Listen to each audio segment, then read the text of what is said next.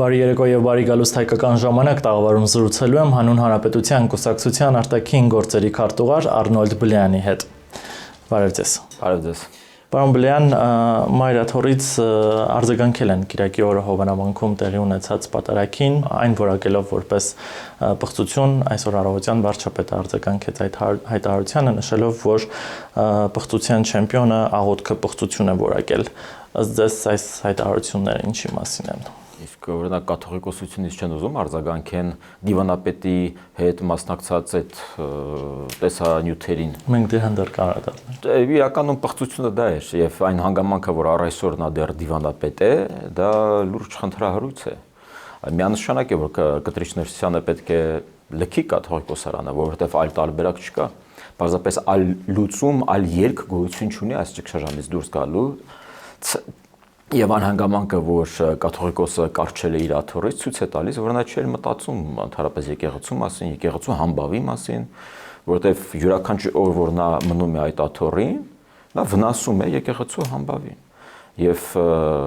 ես հույս ունեմ, որ նոյեմբերին կայանալիք իրենց այդ հավաքի նիստի ժամանակ նաև այլ քահանաներ, եպիսկոպոսներ, հավատավորներ ի վերջո կհանգեցնեն նրան, որ Կտրիչ Ներսիսյանը կլքի այդ պաշտոնը եւ թափես բոլոր հարցերը կլուծվեն եւ այո եթե նա ուխտադրուժ է ապա նա ինչպես կարող է օրինակ Տեր Արամին կարգալույց անել այստեղ իրավական հարց կա եւ այն հանգամանքը որ իրենք ընկել են Տեր Արամից բայց մոռացել են Տեր Արշակին խոսում են նրա մասին որ իրենք չեն հասկանում որն է պղծություն որն է ոչ պղծություն Այսինքն ծեսեր իրականացնել իրենք որակում են պղծություն այսինքն կաթողիկոսի որոշմամբ ինչ որ քահանա կարող է որևէ քահանա կարող է կարգալույց արվել եւ դրանից հետո այդ քահանայի կողմից իրականացված ծեսը մկրտությունը կարող է որակվել որպես պղծություն դա անտրամաբանական է դա անկարելի է նույնիսկ պատկերացնել Այսինքն մեկ օր առաջ, երբ նա իրականացնում էր, նորմալ էր, օքեյ էր,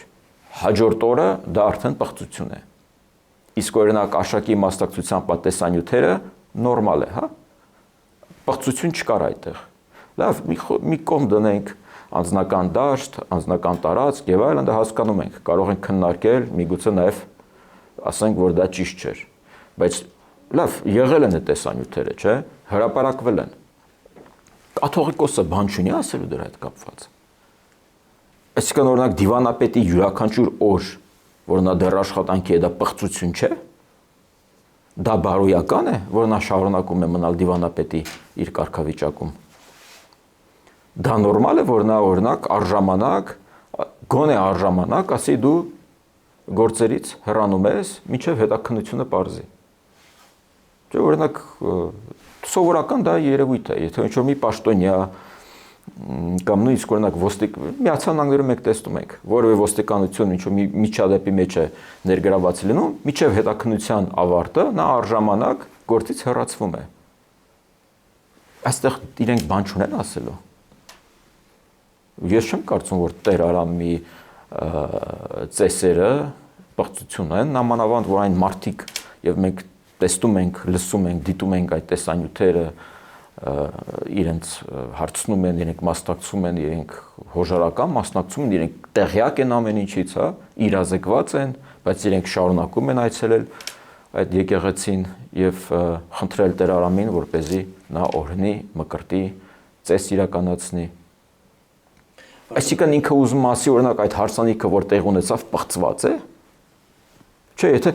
Տեր Արամի արածը պղծություն է, նշանակում է այդ հարսանիքն է պղծված։ Եվ դա ասում է ամենայն հայոց կաթողիկոսը, այսինքն այդ կաթողիկոսը, այդ ամուսնացած զույգերի կաթողիկոսը չէ այլևս։ Նա չի ճանաչում ուրեմն իրենց այդ փաստաթուղթը։ Անթույլատրելի է։ Վարչապետը այսօր եւս մեկ անգամ պնդեց, որ Մեջբերյամ կաթողիկոսի գահը զբաղեցրած անձը երեխա կամ երեխաներ ունի։ Այս հայտարարությունը, այս պնդումը արվում է արդեն շաբաթներ, ամիսներ եւ ոչ մի արձագանք չկա։ Ըստ ձեզ եթե չեն արձագանքում, ուրեմն իրական է այս վարկածն է։ Դա գիտեք ինչ, երբեմն ասում են չենք արձագանքում, որովհետև դա սուտ է, բայց կներեք արդեն քանի անգամ դրանից խոսում են եւ խոսում են նաեւ երկրի առաջին դեմքը, հետեւաբար դու արձագանքելու բան չունես, Տեր Արամին արձագանքում ես, Տեր Թադեին արձագանքում ես, մնացածներին արձագանքում ես, ովքեր որ քո ենթակայության տակ են, բայց դու ինքդ հաշվետու չես, հա? Այսինքն դու ամեն ինչից վեր ես։ Դու ենթակա չես, դու հաշվետու չես որևէ մեկին, բայց դու քո հավատավորներին ես հաշվետու։ Դու քո հավատավորներին բան չունես ասելու, պարոն Ներսիսյան։ Դու չես ուզում ասես ի վերջո դու ունես, չունես։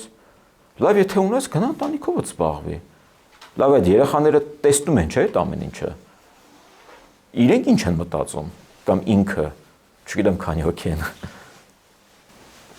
Բամբլյան, տեսնում ենք, որ այս պահանջը անընդհատ ձնագնդի էֆեկտով ավելի մեծանում է, բայց կաթողիկոսը ոչ պատրաստվում է հեռանալ, լքել վեհարանը, ոչ էլ բարձրաստիճան հոգևորականների կողմից ենք մենք տեսնում ընդվզումներ, հակառակը նրանք հայտարարում են, որ անգամ եթե կաթողիկոսը ձերբակալվի, ԱԱԾ պատվալից կարող է անել իր գործառույթը։ Այս հայտարարությունները ինչի մասին են, արդյոք կաթողիկոսը կարող է հասնել դրան։ Ես կարծում եմ, որ ի վերջո նա հեռանալու է։ Ես չգիտեմ, թե որ ճանապարհով նա կհեռանա։ Արդյոք նա ինքնակամ կհեռանա, արդյոք նա կհեռացվի,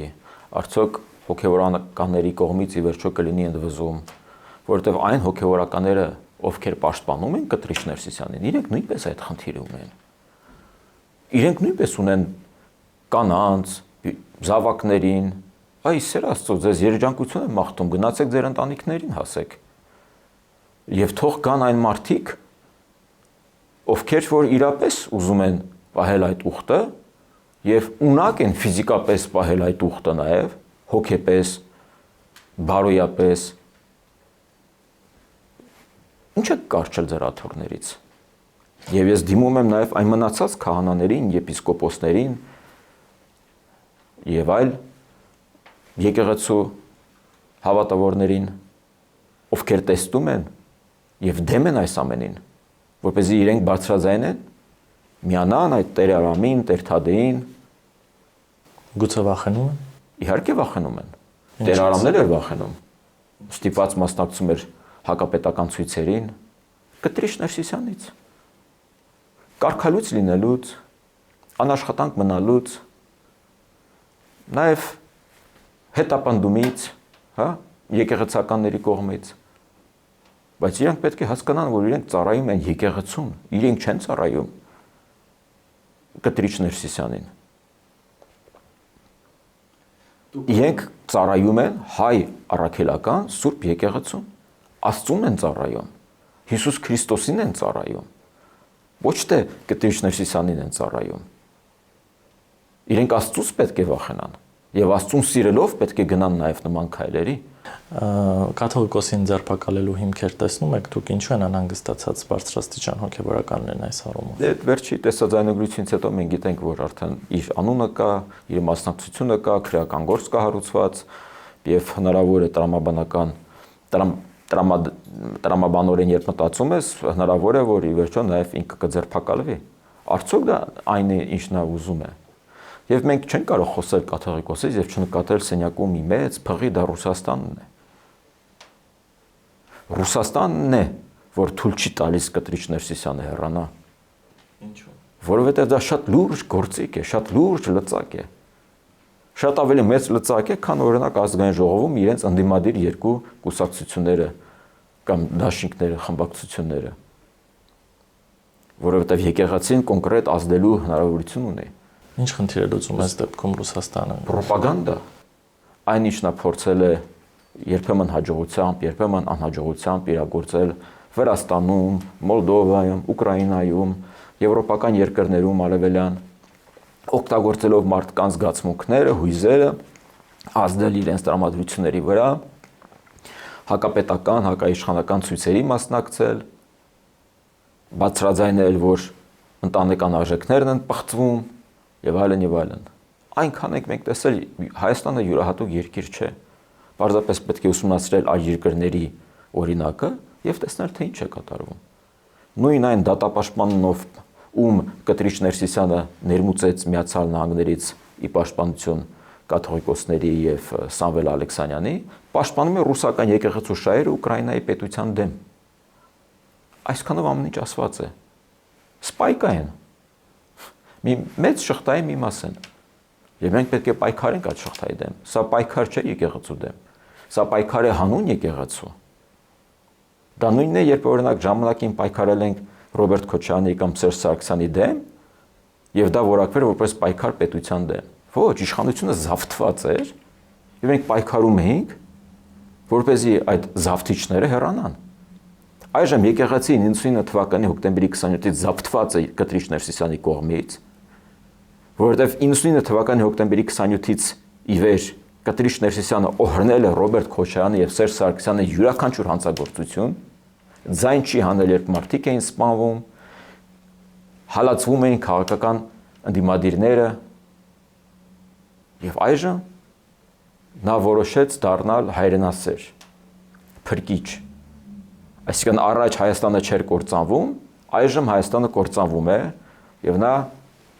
քաղաքական կոնկրետ նախասիրություններ ունի։ Պարոն Բլյան, բայց ո՞րն է միտումը, որ կաթողիկոսը ըստ ձեզ, եթե Ռուսաստանի հետ է համագործակցում, դուրս է եկել պետության դեմ, ինչ է շահում ինքը դրանից։ Ցուցում ունի, որովհետեւ այսօրվա իշխանությունը ձեռք չի տալիս Ռուսաստանի Դաշնությանը։ Մենք ամենօրյա ռեժիմով լսում ենք Մարիա Զախարովայից, որ իրենք անհանգստացած են Վարդան Ղուկասյանի ձերբակալությամբ, իրենք անհանգստացած են Հայաստանի Եվրոպական միության ինտեգրման ցանկությամբ, եւ իրենք ուզում են խամաճիկ իշխանություն ունենալ։ Ինչու է պետք Ռուսաստանին, որպեսզի օրինակ Ադրբեջանի հետ բարի շեն Հայաստանի տարածքների եւ կյանքերի հաշվին, եւ որին այդ ժամանակ Ադրբեջանը հոժարական կգնա։ Ինչպես դա եղավ օրինակ 2020 թվականին, 23 թվականին, 100 տարի առաջ, երբ թուրքերի հետ էին արդեն բարի շում մեր հաշվին։ Մենք այլևս չունենք տարածքներ եւ կյանքեր զոհաբերելու հանուն Ռուսաստանի Դաշնության աշխարհաքաղաքական եւ կայսերական, նեոկայսերական նկրտումների։ Մենք այսքան ունենք։ Այս մի Հայաստանի Հանրապետությունն է մնացել իր տարածքով, միջազգայինորեն ճանաչված տարածքով։ Ոչ Սյունիք ունենք տալու իրենց, ոչ Շիրակ ունենք տալու իրենց, ոչ Գեղարքունիքից ինչ որ տարածքներ կամ Արարատից ունենք տարածքներ տալու իրենց։ Իսկ իրենք դա են ուզում։ Եվ դա էր նպատակը նաև։ Ի վերջո 20 թվականի պատերազմը, երբ տեղի ունեցավ 44-օրյա պատերազմը, մեզ ինչ էր ասում Ռուսաստանը։ Դրա մասին շատ չեն խոսում։ Նախագահ Պուտինն ասում էր, եթե ուզում եք, որ պատերազմը կանգնի, մտնում եք Ռուսաստան-Բելարուս միութենական պետության կազմի մեջ։ Դիմում եք գրում։ Մենք դիմադրում ենք դրան։ Մենք դիմադրեցինք եւ կարողացանք պահել Հայաստանի Հանրապետությունը։ Ըստ ձեզ, այսինքն Ռուսաստանը կաթողիկոսին եւ հայրաքելական եկեղեցուն օգտագործում է հիբրիդային այս պատերազմի համար։ Իհարկե, Վրաստանում էլ օգտագործում։ Եվ մյուս կողմից լսում ենք հայտարարություններ, որ Ռուսաստանը կողմ է հայ-ամերիկյան այս պայմանագրին, այս հարաբերություններին։ Դե իրենք չեն ուզում հակամերիկյան որևէ բան ասել։ Մենք տեսանք, որ հենց Թրամփը սանկցիաներ կիրառեց Լուկոլի եւ Ռոսնեֆտի նկատմամբ, տեսնում ենք թե ինչ է կատարվում այդ երկու ընկերությունների հետ, տեսնում ենք թե որքան արագ իրենք բանագնաց ուղարկեցին Միացյալ Նահանգներ, որպեսզի հնարավորինս իրենք իհարկե խոսում են, որ ամեն ինչ նորմալ է, բայց իրենք գիտեն, որ ամեն ինչ աննորմալ է իրենց համար։ Եվ իրենք չեն ուզում հակառակը Պուտինը Թրամփի հետ խոսելուց, բոլորին վերջերս նախագահ Թրամփը դա ասեց, նա ողջունեց, որ դու կարողացար բերել այդ երկու երկրներին համաձայնության։ Դուք չեք բացառում, որ կաթողիկոսը եւ Վեհարանը հիբրիդային պատերազմի գործիք են դարձել։ Ոչ թե չեմ բացառում, այլ փաստում է, որ դա այդպես է։ Որովհետեւ օրինակ, երբ մենք ուզում ենք դելիմիտացիա եւ դեմարկացիայի գործընթաց սկսել Ադրբեջանի հետ, որը հստակեցնում է եւ ինչ որ կարգավորման նախադրյալներ է ստեղծում հայ-ադրբեջանական հարաբերությունների համար։ Բագրատ Սրբազանը, նույն ինքը Վազգեն Գալստանյանը Կիրանցից քայլեր սկսեց իր ասելով վեհապարի օրհնությամբ։ Այո։ Կաթողիկոսի։ Այո, բայց ինչ եղավ։ Իրենք ինչ էին ասում, կկորցնենք, էս կանենք, մենք կորցրեցինք, ոչ։ Դա դարձավ ամենաանվտանգ մասը հայ-ադրբեջանական հատվածի։ Իսկ օրինակ վեհապարը եթե օրհնում է Բագրատ Սրբազանի քայլերթը, նա չի ուզում օրհնել օգոստոսի 8-ի փաստաթուղթը հայ-ադրբեջանական։ Լավ, խաղաղության պայմանագրի համաձայնագրի նախաստորագրում է տեղի ունեցել։ Մեկնաբանում են, որ դա պարտադրված է Ադրբեջանի Թեպուս պարտադրված է։ Ենթադրենք պարտադրված է։ Ես դրա հետ համաձայն չեմ, բայց ենթադրենք պարտադրված է։ Դու չես ուզում օրհնել, որպեսզի այդ պարտադրված բաղադրիչները մեղմվեն Աստծո սիրով։ Դու բան չունես ասելու, Կտրիչ Ներսիսյան։ Օգոստոսի 8-ից արդեն գրեթե 3 ամիս է անցել։ Խաղաղության հետ կապված ելով պիտի խոսի, եթե ոչ վեհապարը։ Այսինքն եթե եկեղեցին չի խոսում խաղաղությունից, բայց ինչից պետք է խոսի։ Գիտենք ինչից պետք է խոսի, իրենց պատկերացրած եկեղեցին։ Իրենց եղբայրը Եզրասը Մոսկվայում օրհնում է հայկական գումարտակին, որպեսզի գնան սպանեն ուկրաինացիներին եւ ուկրաինահայերին։ Սա իրենց պատկերացրած եկեղեցին։ Իրենք օրհնում են այդ գումարտակը։ Ոչ թե հայ-ադրբեջանական խաղաղության համաձայնագրի նախաստորագրումն են օրհնում, այլ օրհնում են մարդասպանությունը։ Անպատկերացնելի է, որ նման բան կարող է տեղի ունենալ։ Սա է ինքը, իր եղբայրը, մնացած բարեկամները։ Պարոն Բլեյան, կաթողիկոսի եղբոր ԿԳԲ գործակալ լինելու հայտարարություններ եղան, հրապարակումներ եղան, ըստ ձեզ սրանք ուղղակի հրապարակումներ են, թե ԱԱԾ-ն ինչ-որ ավելի հիմքային բաներ ունի այս առումով։ Բայց հենց Ներսիսյան Կտրիչի մասներ կան նման մեղադրանքներ։ Դա եմ ասում։ Եվ ոչ միայն եղբոր, այլ նաև հենց իր կաթողիկոսի եւ եղբոր մասին, այո։ Կարծեմ Խորեն Հովհաննիսյանն էր, եթե ճիշտ եմ հիշում, որ հարցազրույց տվեց Պետրոս Ղազարյանի մոտ եւ նա բարձրաձայնեց եւ նա ասաց, եթե դուք համաձայն չեք, դատի տվեք եւ ես կապացուցեմ, այդ թողը դատի տային։ Ինչու դատի չեն տալիս։ Իրենց բարի համբավը պաշտպանելու համար։ Որովհետեւ իրականում իրեն գիտեն, որ իրենց տակը թաց է։ Այդ դեպքում ինչ խնդիր է լուծում կաթողիկոսը, եթե դա իրականության անելանելի վիճակում է գտնվում։ Միգուցե նա նույնիսկ ուզում է հեռանալ։ Կարծում եք։ Հնարավոր է, բայց իրեն չի թույլատրվում։ Որովհետև Ռուսաստանը ես օրինակ չեմ պատկերացնում, նա համաձայն է, որ հաջորդ կաթողիկոսը լինի Հայաստանակենտրոն, հայակենտրոն։ Ես վստահ չեմ, որ նա համաձայն է։ Բոլորին վերջերս Լավրովն ինչ էր ասում։ Մենք թույլ չենք տա, որպեսզի անդրկովկասյան եւ միջինասիական երկրները փոխվեն Ռուսաստանից եւ գնան դեպի արևմուտք։ Եկեղեցին իրենց հենարանն է եւ իրենք խոսել են, իրենց մամուլում էին տեղ գտել նման մեկնաբանությունները, որ եկեղեցին վերջին բաստիոնն է ռուսական։ Իրենք համարում են սա վերջին բաստիոնը։ Դա է պատճառը, որ իրենք բոլորին վերջերս նաև իրենց գործընկերը ռուսական ուղղափառ եկեղեցուց խոսեցի պաշտպանություն այս եկեղեցականների, հակակրոնական եկեղեցականների։ Չեք կարծում, որ կաթողիկոսը ոչ թե չի ուզում հեռանալ, այլ ընդհանրապես սա լավ ամուր դիրք է այդ ԿԳԲ գործակալ լինելու փաստը, երեխաներ ունենալու փաստը պահելու, դրա մասին չբարձրաձայնելու եւ ավելի ապահով լինելու համար։ Իրենք արդեն 99 թվականի հոկտեմբերի 27-ից իրենք իշխանություն ունեն։ Իրենք ամեն ինչ ունեն, բիզնեսներ ունեն, գործեր ունեն, լիքը փող ունեն, որ ամենօրյա փող է գալիս։ Եվ իրենք չեն ուզում այդ ամենը կորցնել։ Իրենք սովոր են նաև այդ կոմֆորտի, այդ հարգանքի, որ իրենք ստանում են իրենց ի պաշտոնե։ Իրենք արդեն ընտելացել են այդ ամենին։ Նաև դա իրենք փորձեն տանել միջև ընտրություններ, որպեսզի ընտրություններում նաև Սամվել Կարապետյանի թևը, Ռոբերտ Քոչարյանի թևը, Արթուր Վանեցյանի, Անդրանիկ Թևանյանի, մնացած հակապետական, հակահայաստանյան գործիչների թևերը օգտագործեն թեյի փրայ։ Իրենք բոլորը, ընդ որում եւ իշխանությունը, եւ մեր կուսակցությունը, եւ մի քանի այլ պետականամետ ուժեր փորձում են Հայաստանը հայկական արժեքները վերացնեն, ինչպես օրինակ իրենց փորձագետները Արթուր Խաչիկյանի տեսքով խոսում են։ Մենք պետք է մտածենք, թե իրավական առումով ինչպես ենք փակում այդ բերանները, եւ պետք չէ հեռու գնալ։ Պետք է ընդհանրապես խորհրդակցել Մոլդովայի իշխանությունների հետ եւ իրենց օրինակը ընդօրինակել, իրենց փորձը ընդօրինակել։ Անկախ այն հանգամանքից, որ կարող է որոշ եվրոպական պատգամավորներ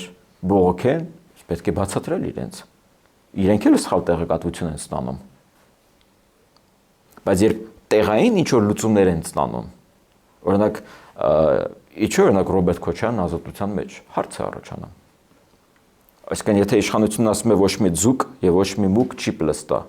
իսկ ինչու շնաձուկն ու առնետը պլստում են։ Ռոբերտ Քոչարյանն ու Սերժ Սարգսյանը։ Հասկանում եք։ Դրա համար համապարփակ լուծում պետք է առաջարկվի։ Մարտի 1-ի դեպքերի արդիվ միեդի վճիռը դեռևս անարձագանք է պետական մակարդակում։ Այո, բայց դա հնարավորություն է, որպեսզի այդ ժամանակ իշխանություն կազմած ուժերը քաղաքական մասնակցությունից զրկվեն։ Եվ դա լրիվ օրինաչափ է, լրիվ ժողովրդավարական է։ Բարգավաճ Հայաստան կուսակցություն, Հայաստանի Հանրապետական կուսակցություն, Հայ հեղափոխական դաշնակցություն, օրինաց երկիր կուսակցություն կամ ոնց է կոչվում իր կուսակցությունը հիմա։ Եվ դա չի նշանակում, որ իրենց կուսակցությունները եթե փակվեցին, իրենք կարող են նոր կուսակցություն բացել եւ մասնակցել։ Ոչ, այդ պաշտոնյաները նույնպես պետք է զրկվեն։ Մարիա Լեպենի հետ ինչ տեղ ունեցավ Ֆրանսիայում։ Դատվեց տնտեսական շատ լուրջ հանցագործության համար եւ զրկվեց մոտակա 5 տարով քաղաքական գործունեությամբ զբաղվելու իրավունքից։ Ռումինիայում դա տեղ ունեցավ նմանատիպ մի բան, ԿՀ-ը գրանցեց թարպես այդ տեխնացուին։ Ասես դու պրոռուսական ես, գնա այստեղից։ Որևէ կծուխոց չեղավ որևէ եվրոպական կառույցից։ Միգուցե կգտնվեն ինչ-որ առանձին եվրոպական падգամավորներ կարող է ինչ-որ մի բան ասել, նորմալ է։ Միատարժ չէ։ Չի վերջո, բայց մեր համար ո՞րն է կարևոր, Հայաստանի Հանրապետությունը, թե ինչ-ինչ падգամավորների անհատական գնահատականը։ Պարոն Բլեյան, գանք եկեղեցուն, օրերս մի ինտիմ տեսանյութ, մի քանի տեսանյութեր հրապարակվեցին Մայրաթորի դիվանապետ Արշակ Սրբազանի հետ կապված, վերջինս անգամ չմեկնաբանեց դրանք, եկեղեցին էլ բարձր մակարդակով դրան չարձագանքեց։ Ըստ ձեզ, եթե ոչ իրավական առումով, գոնե բարոյապես սա նորմալ է, թե ոչ, եւ արդյոք խնդիր չեք տեսնում դուք այստեղ։ Իհարկե աննորմալ է, որ Արշակ Սրբազանը, հայ առաքելական եկեղեցու դիվանապետը, որը վարչապետի մոտավորապես կարգավիճակ ունի, հա, եթե համեմատենք, առ այսօր իր պաշտոնին է։ Եվ իրենք կարգալույց են անում Տեր Արամին, բայց Արշակը տեղում է։ Ես ինչպես մի քիչ առաջ ասացի, լավ, մենք կարող ենք քննարկել, թե արդյոք դա ճիշտ էր, թե ճիշտ չէր, արդյոք դա անձնական տարածք էր, եւ արդյոք իրենք իրավունք ունեն անձնական տարածքում նման, այդ լրիվ կարող ենք քննարկել, բայց ի վերջո փաստ արձանագրեն, որ կան չէ տեսանյութերը։ Լավ, ինքն է չէ տեսանյութերում։ Իր քերակինն է չէ տեսանյութերում։ Չի հերկվել այդ տեսանյութերը։ Լավ, ենթադրենք կասկածում ենք ինքն է թե ինքը չի, քերակինն է թե քերակինը չի, կամ ինչ կապ ունի թե ով է։ Բայց եթե կա մի նման հանգամանք, գոնե առժամանակ նա պետք է իր գործերից հեռանա, միջև որ հետաքննությունը պարզի։ Չի եղել որևէ արձագանք։ Նույնը երբ մեղադրանք առաջադրվեց Բագրատ Սրբազանին, Միքայել Սրբազանին, իրենք օրինակ դատապարտեցին այդ մեղադրանքները։ Իրենք չդատապարտեցին, չէ՞, իրենք միանշանակ ասացին, որ սա քաղաքական հետապնդում է։ Ինչ իմացա, որ դա քաղաքական հետապնդում է։ Իսկ օրինակ Ռոբերտ Քոչյանի, Սերժ Սարգսյանի տարիների այդ քաղաքական, նամանավանդ Քոչյանի տարիների քաղաքական հետապնդումները դու չէիր նկատում։ Որ միշտ գնում էր, մասնակցում էր իրենց հետ հոժարաբար, հոժարակամ, օրհնում էր իրենց, բայց այն ժամանակ ինչի զեն չէիր անում։ Բա Լևոն Հայրապետյանին, որ բանտարկում են Ռուսաստանում եւ դանդաղ սպանում էին, բարերար էր։ Այդ ո՞նց է օրինակ Սամվել Ալեքսանյանը բարերար է, պաշտպանում ես, Լևոն Հայրապետյանը բարերար էր, ձայն չէր հանում։ Մի բան ասեիր։ Դիմեիր Կիրիլին, ասեիր, ես ինչ եք անում։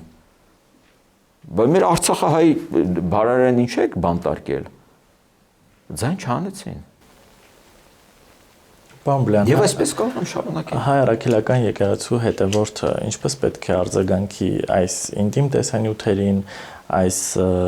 հայտարարություններին ԿԳԲ գործակալ լինելու մասին, մենք լսում ենք հայտարարություններ մանկապղծության դեպքերի մասին,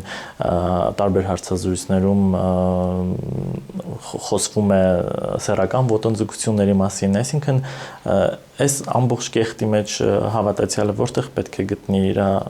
հավատը։ Գիտեք, որ ասենք, որ դա միայն Հայաստանում է, դա այդպես չէ, մենք քանիքս լսել ենք կաթոլիկ եկեղեցիներում են նման արձագանքներ լինում եւ նման դեպքեր են արձանագրվում եւ չի նշանակում, որ օրինակ հավատավորը դրանից հետո պետք է իր հավատը դադարեցնի, բայց օրինակ բոլորին վերջերս նման դեպք եղավ կաթոլիկ եկեղեցում։ Մի անգամից այդ քահանան հեռացավ։ Ոչ ոք չասաց, որ դա քաղաքական հետապնդում է։ Կարծեմ Մեծ Բրիտանիայում էր դա ճիշտ եմ հիշում։ Չէ, այստեղ միանգամից դա քաղաքական հետապնդում է։ Դրա տեսանյութն ի՞նչն էր քաղաքական հետապնդում։ Ի՞նչն եք այնտեղ օրհնում իրար։ Դե ասում են կոմպրոմատներ եք հավաքում մեր դեմ։ Բայց ինչ պետք է կոմպրոմատ դու ունենաս, եթե մաքուր կյանքով ես ապրում։ Լավ, եղել է, բռնվել ես։ Հիմա արել ես, բռնվել ես, հեռացիր գնա։ Եթե գտնում ես, որ դա չպետք է լիներ, դատի տուր։ Ուր այդ դատական հայցը։ Ինչ չեն դատի տալիս։ Ինչ են լռում, ինչ են իրենց պաշտոններին։ Պաշտպանվում են իրենց պաշտոններով։ Չի փրկի։ Թող իրենք իմանան իրենց ոչինչ չի փրկի։ Դա ոչ միայն հանցագործություն է պետության դեմ, դա հանցագործություն է եկեղեցու դեմ։ Հանցագործություն է Աստծու դեմ։ Այսինքն նման բաներով զբաղվել, հետո գնալ խոսել Աստծու խոսքից, մկրտել, օրհնել։ Խնդիրը նա է, որ հիմա հավատավորը գնում է մտնում է եկեղեցի եւ չգիտի իր դեմով է կանգնած։ Գիշերն ինչով է զբաղվում։ Երեխային տալիս է իր ձեռքը, ասում են մկրտի։ Այդ ձեռքերը մաքուր են։ Թե գիշերը ինչ-որ բանով են զբաղված։ Թե են COVID-ի ժամանակ որ տալիս են, որը մի հատ ասում են այդ ձեռքերդ մաքրի մի հատ։ Եվ իրենք լռում են։ Ինչ պետք է անի հավատացյալը այս դեպքում։ Հավատացյալը պետք է ընդվզի։ Միայն Երբ իրենք գնում են եկեղեցիներ, պանջներ ներկայացնեն։ Խոսեն։ Ասեն ինչու չեք գնում դուք քահանաներ եք, ինչու չեք ընդվզում ձեր կաթողիկոսի դեմ։ դուք տեսել եք այդ տեսանյութերը։ Որ իրեն գնում են։ Ոչ, այդ ինտիմ տեսանյութերը։ Այո, տեսել եմ։ Եվ Հայտարարություններ։ Գիտեք, ես ճիշտ ասած հարցեր ունեմ, թե արդյոք ընդհանրապես այդ կուսակրթության գաղափարը ճիշտ է, որովհետև ի վերջո երբ կուսակրթությունը ընդունվեց, հիմնական պատճառն այն էր, որ որպեսզի կաթողիկոսը կամ քահանան չունի ընտանիք, որ իր գործունեության ընթացքում եկեղեցու կողմից ստացված հարստությունը չփոխանցվի իր մահից հետո իր ընտանիքին, այլ մնա եկեղեցուն։ Բայց այստեղ հարց է առաջանում, թե արդյոք այսօր դա դեռ ակտուալ է։ Բայց մենք ունենք այդ սահմանադրությունը եկեղեցական։ Եվ այդ սահմանադրությամբ դու չես կարող։ Եթե հաջորդ սահմանադրություն է, որը հուսով եմ կընդունվի այս ամենից հետո, կհանի կուսակրթության այդ պարտադրությունը։ Okay, նորմալ է։ Կարող եք ամուսնանալ, ընտանիքներ ունենալ։ Բայց ես այդքան մասնագիտացված չեմ, որ կարողանամ մասնագիտական կարծիք հայտնել, թե ի վերջո կուսակրթությունը պետք թե պետք չէ։ Ես կարծում եմ, որ այստեղ հարցեր կան, ֆիզիոլոգիական հարցեր կան։ Բայց իրենք ավելի շատ կիմանան, թե ի վերջո դա հնարավոր է, թե հնարավոր չէ։ Պարոն Բլյան, խոսենք նաև մի փոքր քաղաքական թեմաներից։ Այսօր ազգային ժողովի նախագահը հայտարարել է, որ Ադրբեջանի եւ Թուրքիայի հետ շարունակվելու են բանակցությունները, քննարկումները եւ չի բացառել, որ ադրբեջանական պատվիրակություն կա Հայաստան եւ հակառակը։ Ըստ ձեզ սրանք խաղաղության այդ պայմանագրի հետևանքներն են, թե ինչի մասին են այս հայտարարությունները։ Տեսեք, Հայաստանին ինչ է պետք։ Հայաստանին պետք է խաղաղություն, Հայաստանին պետք է տնտեսական համագործակցություն, բարգավաճում, զարգացում։ Հայ-թուրքական եւ հայ-ադրբեջանական հարաբերությունների կարգավորումը նպաստելու է դրանց։ Այո, նպաստելու է։ Արդյոք դա կնշանակի, որ պետք է ծիծեռնակաբերդը հանենք, իհարկե ոչ։ Արդյոք դա կնշանակի, որ պետք է ուրանանք, մոռանանք եւ այլն, իհարկե ոչ։ Արդյոք դա կնշանակի, որ մենք եղբայրանալու ենք, ընկերանալու ենք, իհարկե մոտակա ժամանակներս ոչ։ Հետևաբար իհարկե ես կողմ եմ, որպեսզի այդ դելեգացիաները փոխադարձ տեղի ունենան։ Իհարկե ես կողմ եմ, որ Իլհամ Ալիևը գա Երևան հաջորդ տարվա մայիսին։ Եվ ես հույս ունեմ, որ հենց այդ ժամանակ էլ կստորագրվի խաղաղության համաձայնագիրը։ Եվ այն հանգամանքը, որ ադրբեջանական կալիբր կայքում տեղ գտավ այն լուրը, որ այս պահին դեռ նպատակահարմար չէ, որպեսզի Իլհամ Ալիևը ժամանի, դա դեռ չի նշանակում, որ հաջորդ տարի մայիսին դեռ նպատակահարմար չի լինի, որովհետև process-ներն արագ են ընթանում։ Գիտեք, արդեն հայ-ամերիկյան, ադրբեջանա-ամերիկյան խմբեր կան, փորձագիտական եւ մասնագիտական խմբեր կան, որոնք քննարկում են Թրամփուղին։ Եվ հետեւաբար ի վերջո կարող է գալ այն համաձայնությունը, որ Իլհամ Ալիևը կհայտարարի, լավ, ես ասում եի սահմանադրություն, բայց քանի որ մենք արդեն տեսել ենք Հայաստանի կողմից բարի կամքի կամքի ցուցադրություն, գործունեություն եւ առաջին անգամը չէ, որ Իլհամ Ալիևը ընդհանրենք պետք է հետ քայլանի իր ասած ոչերից։ Սրանք այդ պայմանագրի գործուն քայլերն են ուզում հասկանալ։ Իսկ ինչու է ընդդիմությունը այս դեպքում նաև էլի դժգոհում, որ սրանք ուղղակի քայլեր են եւ պայմանագրի հետ որևէ կապ չունեն եւ պայմանագիրը կմնա այդպես թղթի վրա, ինչպես սա իրենց ցանկությունն է։ Իրենք ուզում են, որ օգոստոսի 8-ի պայմանագիրը մնա թղթին։ Եվ իրենք ուզում են նոյեմբերի 9-ի 9-րդ կետը վերակենդանացնել։ Սա իրենց նպատակը։ Իսկ ինչու են իրենք ուզում վերակենդանացնել։ Ռուսներին բերեն այստեղ։ Ինչու են ուզում բերեն ռուսներին։ Կամ ինչու են ուզում են ռուսները գան։ Իսկ նույն ընդդիմությունը բոյկոտում էր նաև նոյեմբերի 9-ի հայտարարությունը։ Այդ ժամանակ բոյկոտում էր, որպեսզի օգտագործի հակաիշխանական բանի ժամանակ, որ սա կապիտուլյացիոն փաստաթուղթ է, այս ինչ է կարել, դուք պետք է հեռանաք։ Բայց երբ տեսան չի հեռանում եւ երբ տեսում են եկավ օգոստոսի 8-ը, հիմա էլ նոյեմբերի 9-ը մի հրաշք փաստաթուղթ է։ Եվրադիտորդներից էլ են իրենք բողոքում։ Իրենք դեմ քվեարկեցին իրենց տեղակայմանը հայ-ադրբեջանական սահմանին։ Այժմ էլ ասում են ոնց։ Ըստ օգոստոսի 8-ի դուք պետք է իրենց հանեք, բա մեր անվտանգությունը։ Բա առաջ ասում եք, որ իրենք լրտեսությամբ են զբաղված, բա մեր իրանցի եղբայրները եւ այլն, բա այդ ինչ եղավ։ Կարող եք կողմնորոշվել դուք։ Սա խոսում է, որ իրականում իրենք չեն մտածում Հայաստանի Հանրապետության մասին, իրենք մտածում են ինչպես գան իշխանության։ Իրենք մտածում են ինչպես սիրաշահեն ռուսներին։ Իրենք մտածում են ինչ անեն, որպեսզի ավել փող ստանան, փող աշխատեն։ Գան իշխանության, շարունակեն գրփել։ Նամանավանդ որ այսօր Հայաստանն էլ ավելի լավ վիճակում է, քան առաջ, նշանակում է ավելի շատ փող կա ուտելու։ Սա իրենց նպատակը։ Թե Սամվել Կարապետյանի թևի, թե մնացածների, իրենք բոլորն էլ սնվում են Ռուսաստանից։ Նույն կաթն են խմում, նույն տեղից են խմում։ Շնորհակալություն։ Սիրով։ Զրուցում էի Հանուն Հանրապետության կուսակցության հարթակին գործերի քարտուղար Արնոլդ Բլյանի հետ կհանդիպենք։